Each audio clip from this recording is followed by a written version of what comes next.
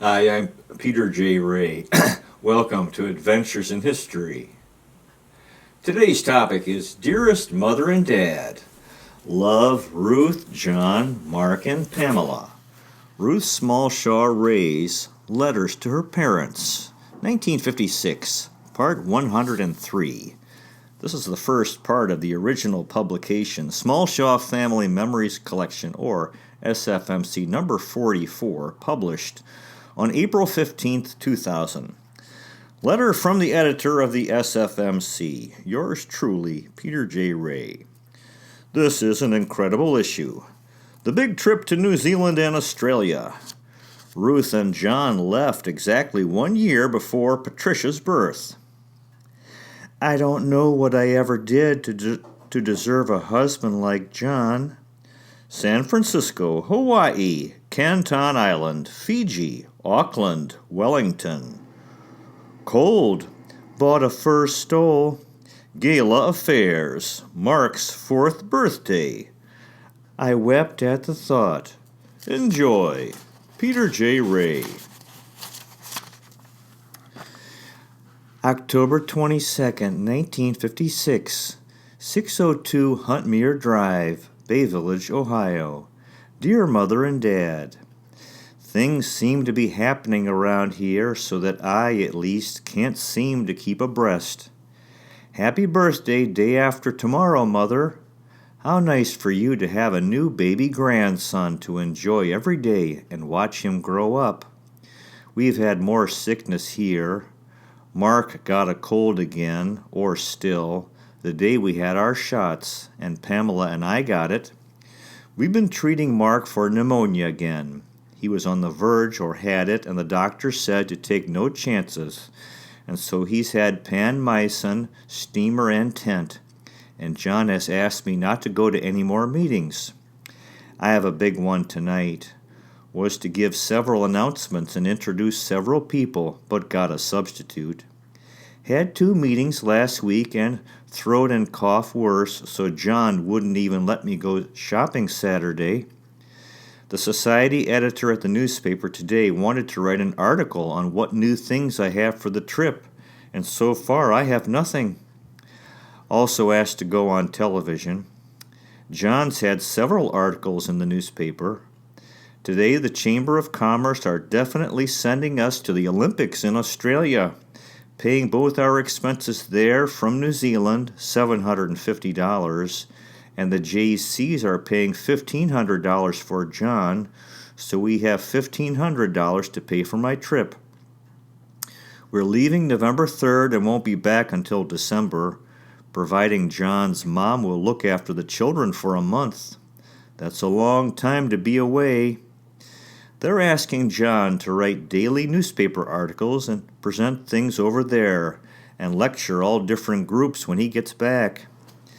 They're presenting him with a JCI, Junior Chamber International, Senatorship, which is a life member. Senator in the JC International. I feel sadly lacking in clothes for all the formal occasions. The Governor-General of New Zealand opens the Congress. The way I feel now, I'd sort of like to take the children and just stay there and not come back. Just sleep in the wilds of New Zealand. We've been reading about it, and it does sound like a wonderful trip and interesting and beautiful country. I don't really feel like I deserve the trip, although John does, for he's the one who's earned it. I feel lucky that he wants me to go along and spend so much on my part. The Pan American Games are going to be in Cleveland in 1959, and so that's why they want a Cleveland representative at the Olympics. Think I'd better drop a note to Bud, and we'll write when I can. Wish I could talk to you a little before we go. Love, John, Ruth, Mark, and Pamela. Postmarked November 22nd, 1956. Savoy Plaza, Melbourne, Australia. Dearest Mother and Dad, this trip has really been a tremendous experience. I don't know how much of it I've told you about or if I've written at all. We've been so busy, hardly a spare moment. The trip to New Zealand was quite different from what we expected. The countryside was beautiful with green hills, tropical palms, English trees, and so many sheep, 17 per person, 38 million sheep, and yellow gorse, weed, covering the countryside. Everyone was so English, and the little English cars were about 99 to 1 American. The people are extremely aware of an American dollar shortage, and we felt like they thought we were millionaires or something. They're quite a few years behind in styles and don't seem to have modern equipment as we do in America. Don't seem too ambitious, very conservative in ideas. The socialistic type of government seems to have taken away the initiative. The government houses, provided for people with low income, seem nicer than those of the ordinary fellow. The food was not as good as the U.S., although they really were so hospitable and planned lovely parties, but the menu never seemed to vary much. The men seemed contented on the whole, but the women seemed to desire the equipment that we have in our homes, and they say that they devour our magazines. We were received by the mayor of Wellington and had a news photo taken with him in all his ceremonial robes. We were received by the American ambassador at a reception and party, and we had engraved personal invitations to Government House and received by the Governor General and Lady Norrie. While we were at the reception, an aide requested that we go into the private chambers and had a chat with Lady Norrie and had a lovely view of the gardens from her living room and saw mementos and pictures from the queens. I wore my new Dior blue lace dress, new fur stole, and white satin hat, and long white gloves. The World Congress was very inspiring and interesting. We won the site for 1958. Minneapolis over Vancouver, too bad. And our Ira K won the world presidency over Felipe of Mexico. Everyone was so wonderful to us, entertained every minute, receptions, American embassy reception, Australian-American party, 2 big formal dinner dances, a president's ball. I wore Carol's gold satin evening gown and fur stole. The dinner dances began at about 9 o'clock, and we ate and danced until midnight. Never did finish. Left before the meal was over. Most meals were 8 courses. When we arrived in Wellington expecting spring, it was quite cold. No central heating on, and we about died of cold in the best hotel. Jean and I were the only 2 American gals. Jean Ford, the national president's wife. So we took our husbands out and bought fur stoles. 2 of us Americans toured New Zealand by bus, 2 gals, and had a wonderful time. Geyser, volcanoes, boiling mud, Maori dancers. We saw Lake Taupo, Rotorui, a glowworm grotto, and had the guide the Queen had. Also at the Maori village and had the guide the Queen had there. Helen Keller. We visited Dorothy Thorne Woods from Saskatoon. Miriam Parrott was her bridesmaid just before she died. She's married to a New Zealand dairy farmer. They have 140 cows. They're doing well, and we spent an evening at their home. The Putaruru JCs entertained us with a reception. Everywhere we have been, there have been things going on. Connie would like New Zealand, the farm country, and the very British attitude and speech. Australia is more like Canada, except they have more British speech than Canadians, but conservative like Canada. They consider themselves more progressive than New Zealand and are. Sydney and Auckland appealed to us more than Wellington and Melbourne, mostly because the weather was nicer and the northern cities seemed more modern. Melbourne is in the throes of the Olympics, seemed quite a cosmopolitan city. Again, everyone was quite nice. Had a very nice Thanksgiving dinner at the Bergs, world's outstanding JC. Also an Olympics party there. Bob Mathias, an Olympic champion 4 years ago, sat by us twice at the games. A young fellow, oil dealer, millionaire JC, going around the world, took 8 of us and 2 gals to dinner last night at the Savoy Plaza. Jesse Owens sat with us a while. Out at Olympic Village, we took pictures of the Russians and Iranians. Have had an exciting time at the Olympic Games and seen many Olympic records broken. And yesterday saw the world record broken in the javelin throw by a Norwegian. Very thrilling. Bob Richards bettered his own pole vaulting record. There's so much to say, and I'll try to send a more complete description when we get home. I'm looking forward to a rest in Hawaii and visiting John's relatives in Los Angeles. Much love, John and Ruth. P.S. John's mother writes that the kiddies are fine. Postmark November 30th, 1956. The Reef Hotel and the Edgewater, Waikiki, Hawaiian Islands. Dearest Mother and Dad, here we are in lovely, lovely Hawaii. It seems as though we've been gone for several years. The airplane trip from Sydney was the longest yet, about 30 hours, I think, although it's hard to tell with so many changes of time. We stopped in Fiji and Canton Islands again. Certainly Fiji is the most tropical place, very hot at midnight, torches burning everywhere, and the natives with the unusual haircuts that fascinated John so much. We were given the usual royal welcome here with orchid leis. The JCs had a cocktail party, a luncheon, and a tea house party for us all. Walter Lum, whom we knew in Cleveland, also met us again and took us night clubbing to the Beachcomber, a lovely place with all bamboo huts and palm trees, and lovely Hawaiian girls and floor show. The most unusual type of place we'd been in, very nice. Also went to the Queen's Surf. Most of these places are outdoors, on the ocean, or have swimming pools, and it's so lovely in a tropical evening by torchlight with the palms and tropical foliage. The tea house party was fascinating. The JCs planned one, and Walt also planned one for the same place, but in different rooms.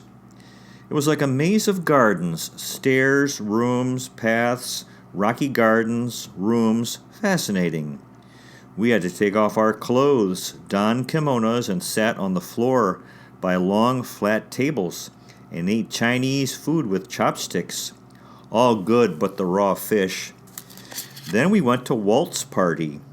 He had mostly Hawaiian or Japanese friends, about 11.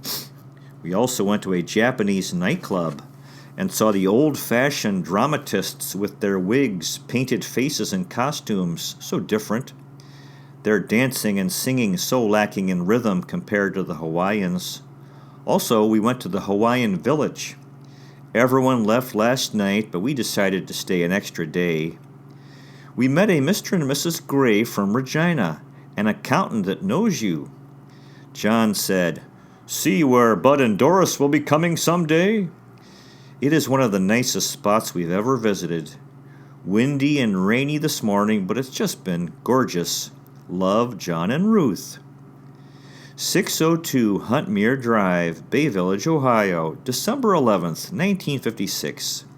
Dearest Mother and Dad, we arrived home safe and sound a week ago, and I've been meaning to drop you a line, as I have no idea if I've written you anything about the trip to speak of or not. I do hope to get time and start at the beginning sometime. It was a truly wonderful experience and a month really packed full of such a variety of things. Going out, Hawaii seemed so far away, but coming back it seemed almost home. And after a short visit in Los Angeles with John's relatives, it was very good to get back home to Ohio.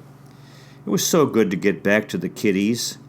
I just about died the last few minutes. I don't plan to leave them again for a long time, I hope. Mark was sick with cold while we were away, and after just 3 days home he got another cold, ear infection, and has been in bed. Penicillin, also has an infected eye and starting to cough. Poor little guy. Colds affect him like they used to me. Pamela is with him at all times and no sign of a cold. On top of it all, a squirrel was in our house for about a week while we were gone. The neighbors got it out and killed it, but it did about $200 to $300 worth of damage. No insurance for anything like that. He chewed holes, large holes in the drapes, ruined the top of the desk and dining table, chewed a hole through the plastic covers and through the corner of the sofa, chewed the molding between the window panes, dirtied all over the house, upstairs, downstairs, chewed the blinds, lampshades, knocked down curtains, pictures, lamps, plants, turned over the canisters, and there was flour all over the kitchen. John's mother spent 4 hours cleaning before we came home, and I've been at it since. What a mess. Also managed to get our Christmas parcel off and hope it gets there in time. John's mom asked us there for Christmas, but she seemed so tired out from our 2. I guess it was too long to leave a 2 and a 4-year-old. She said, "Pamela will be a very hard child to raise, Ruth." So I guess she was her usual wild self and a lot for Grandma to take on. So good of her, though, for I could not have gone otherwise, and our trip was, though, an opportunity of a lifetime. There were just 2 of us wives from the United States and only 7 women from all the world at the Congress besides New Zealanders, and we were treated just royally. Over at the Olympics, children would stop us on the streets to get autographs and asked us if we knew Marilyn Monroe. John really fell in love with Hawaii and is ready to go there any time. He and Dick Stevens are forming a new partnership with an older lawyer, Kent Myers, 54 years old, and getting a 4-office, 2 secretaries. Very exciting, we hope. We went to an Oberlin Christmas dance Saturday and several dances and parties coming up. Hope Mark gets better soon. Still tired. Much love to you, John, Ruth, Mark, and Pamela. 602 Huntmere Drive, Bay Village, Ohio, December 26, 1956. Dear Mother and Dad, many, many thanks to you for the nice Christmas parcel. We had some peak freens for supper, and Mark said, "My, they are good. That was a delicious supper, Mother." Since we've had sickness since the 3rd day back, I only made 1 batch of Christmas cookies, and a babysitter ate a lot of those, and the remaining ones I took to Sandusky. I had a double shot of penicillin and 2 prescriptions of panmycin. The doctor said if we went to the Christmas dance, we'd be in bed for Christmas, but really felt we had to go. It was lovely, but I sounded like Tallulah. I'd coughed steadily for days. I had another shot of penicillin before we went to Sandusky, and John had his 3rd shot today. He had to come back early yesterday, Christmas, to be on television. He was very good. Mark and Pamela enjoyed Santa, John's brother Dick, and really had little noses pressed against the window to see him fly away. They sang Jingle Bells for him. The folks gave us their projector and screen so we saw the slides of our trip. Like going again. The customs had opened up all the gifts, and 1 little pin of a girl marching was not wrapped. The monkey was the high spot of the gifts. The day your box arrived, Pamela said she wanted a monkey, Sharon, she'd seen in a store at Grandma's. Up to that time, she just wanted candy. Guess she's psychic like her daddy, or you are. So Christmas, she got her monkey. At breakfast today, she said, "Don't you ever go to New Zealand again." And a big tear rolled down her cheek. Love, John, Ruth, Mark, and Pamela. To be continued. Well, that concludes today's presentation. Good luck to you with your efforts in family history. If this interests you, finding, preserving, and sharing old letters, diaries, photographs, family movies, and videos, and interviewing elderly relatives while they're alive, you might consider checking out our website, Adventures in History, with Peter J. Ray at peterjray.com. So far, we've made 658 history videos in 7 areas: world history, American history, book reviews, poetic tours, Cleveland baseball, family history, and autobiography. There's a donate feature. You might consider making a donation so we can continue making these videos. You also might consider checking out our podcast, Anchor FM Peter Ray. If you live in Metro Manila, Philippines, and are looking for a high school, you might consider Res Celeste Educational Center. Res Celeste is located in San Juan, Metro Manila, Philippines. Barangay Maytunas, not far from the corner of P. Guevara and Wilson Street. At Res Celeste, we specialize in helping young people who have had difficulty in the larger traditional high schools. And it's more than a school. It's a warm, supportive community and a family-type environment. And we try to be innovative and creative. And the website is resalest.education, RESALEST. Thanks so much for watching.